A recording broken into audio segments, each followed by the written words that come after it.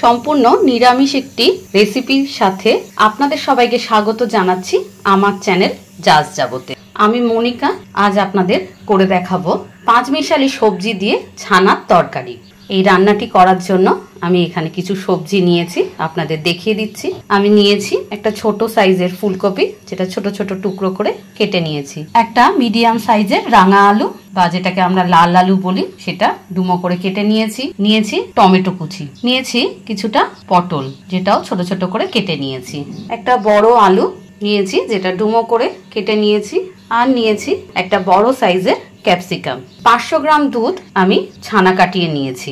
আমি এই সবজিগুলো ব্যবহার করছি, আপনারা চাইলে এর সঙ্গে অন্য আরো অনেক সবজি যোগ করতে পারেন। এবার রান্নাটি শুরু করছি। প্রথমে যেটা করব, সবজিগুলোকে আগে তেলে ভেজে নেব। আমি গ্যাসের ওপর একটা কড়া বসিয়ে দিয়েছি, তার মধ্যে নিয়ে নিচ্ছি 2 টেবিল চামচ সর্ষের তেল। তেল গরম হয়ে গেছে, আমি তেলের মধ্যে দিয়ে দিচ্ছি রাঙা আলু আর আলু।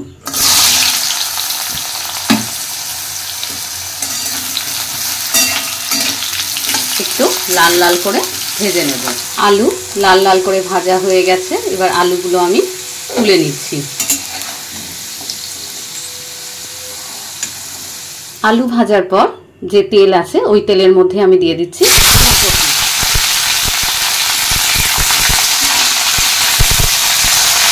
ফুলকপিগুলোকে ভালো করে ভেজে নেব।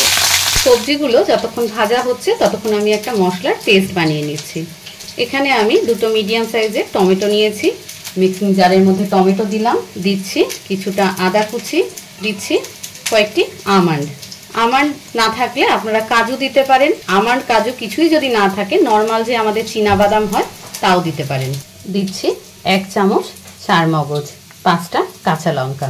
এগুলো দিয়ে খুব ভালো একটা ফাইন পেস্ট তৈরি করে নেব। ফুলকপিও লাল লাল করে ভেজে নিয়েছি, এবার ফুলকপি তুলে রাখছি। ফুলকপি ভাজার পর আমি কড়ায় আরো 1 টেবিল চামচ সর্ষের তেল যোগ করেছি। এবার এই তেলের মধ্যে আমি ক্যাপসিকাম আর পটল ভেজে নেব।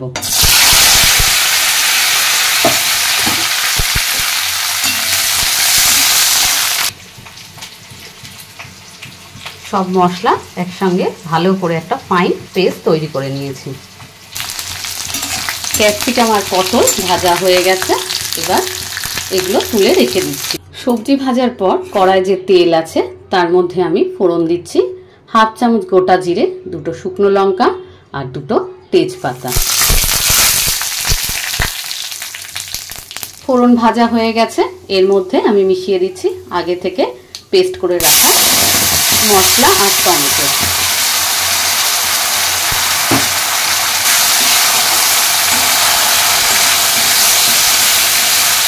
মশলা খুব ভালো করে আমি 5 মিনিট ধরে ভেজে নিয়েছি।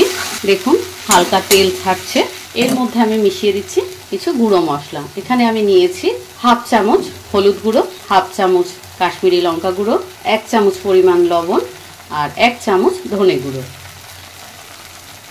এই মশলাগুলো দিয়ে খুব ভালো করে কষিয়ে নেব। সব মশলা দিয়ে খুব ভালো করে কষিয়ে নিয়েছি। এবার এর মধ্যে আমি মিশিয়ে দিচ্ছি 1/2 লিটার দুধের ছানা।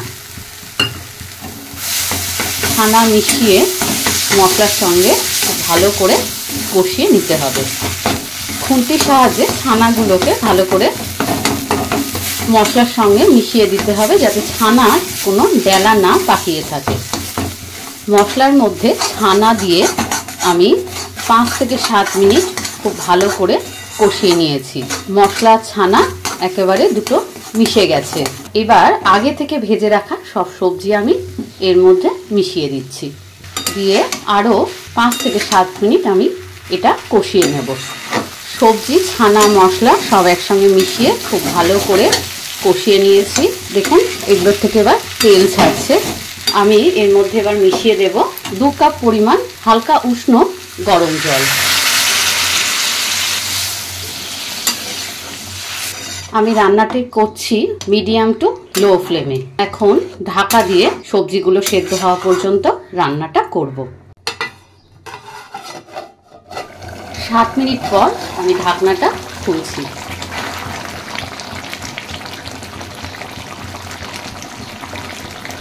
আমাদের সবজি সেদ্ধ হয়ে গেছে। আমি এবার এর মধ্যে মিশিয়ে দিচ্ছি একটু গুঁড়ো গরম মশলা আর দিচ্ছি হাফ চামচ পরিমাণ চিনি। এই নিরামিষ তরকারিতে এই চিনি দেওয়াটা খুবই দরকার, তা নাহলে কিন্তু এই মশলার সঙ্গে এই টেস্টটা ব্যালেন্স হবে না। আমি যা চিনি দিলাম তাতে তরকারি কিন্তু মিষ্টি হবে না, কিন্তু একটা ভালো টেস্ট হয়। যারা মিষ্টি পছন্দ করেন তারা আরেকটু মিষ্টি চিনি এর মধ্যে দিতে পারেন। আমাদের আজকের রেসিপি ছানা দিয়ে পাঁচমিশালি তরকারি প্রায় হয়ে এসেছে। সব শেষে আমি তরকারির মধ্যে মিশিয়ে দিচ্ছি 1 চামচ গাওয়া ঘি। এবার গ্যাসটা বন্ধ করে আমি 5 মিনিট ঢাকা দিয়ে রেখে দেব। 5 মিনিট পর আমি ঢাকনাটা খুললাম। আমাদের আজকের রেসিপি রেডি টু সার্ভ। এটা আপনারা নিরামিষ দিনে করতে পারেন। পোলাও, লুচি, পরোটার সাথে তো খুব ভালো লাগে, ভাতের সাথেও খাওয়া যায়। আমার এই রেসিপিটি ভালো লাগলে অবশ্যই একটা লাইক করবেন, শেয়ার করবেন। সব শেষে আমি সামান্য একটু ধনেপাতা কুচি ওপর থেকে ছড়িয়ে দিচ্ছি।